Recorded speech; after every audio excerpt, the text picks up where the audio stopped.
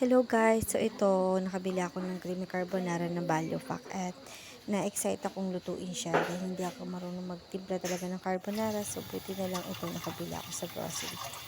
So guys, ito yung una kong ginawa muna, nagpakulo muna ako ng tubig, and then habang hinahantay ko kumulo yung tubig is i-prepare ko na yung mga ingredients.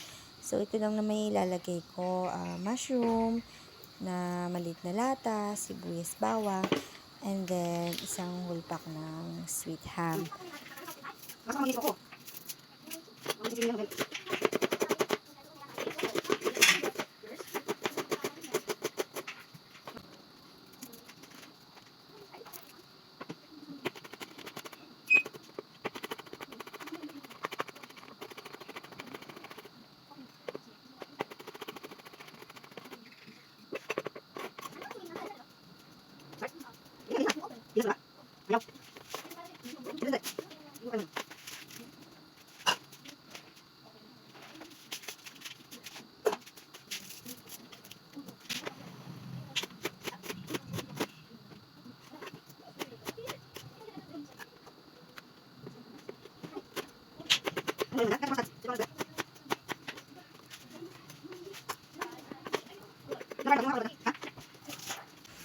So, ayan, na-prepare ko na yung mga ingredients na kailangan.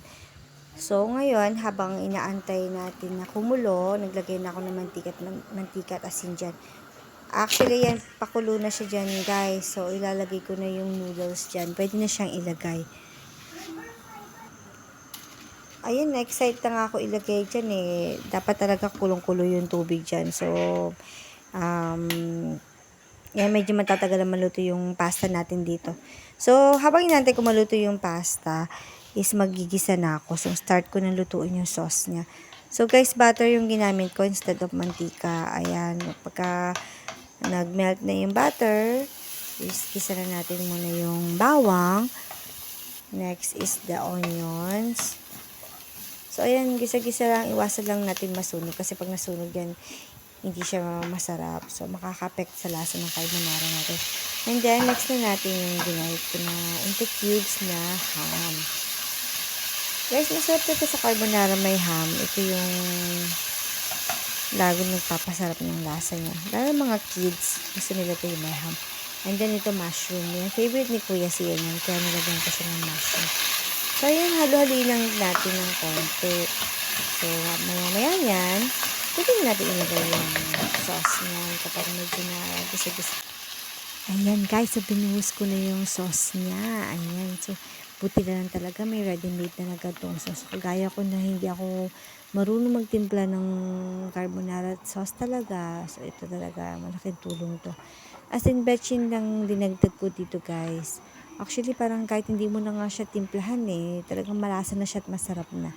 So, ayan, halo-haloy lang natin ng konti yan. Antay na lang kumulo yung sauce niyan.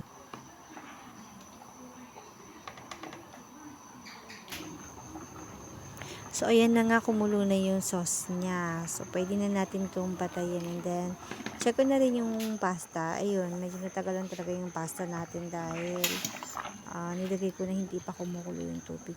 So, ito guys, tanggalin na natin yung pasta. So, ginagawa ko dito, hinuhugasan ko muna yan sa running water habang naka-spray mo siya.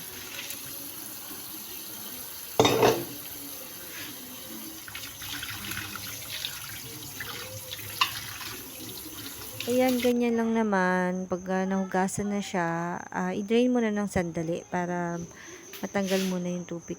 Ayan, ilagay na natin sa lalagyan.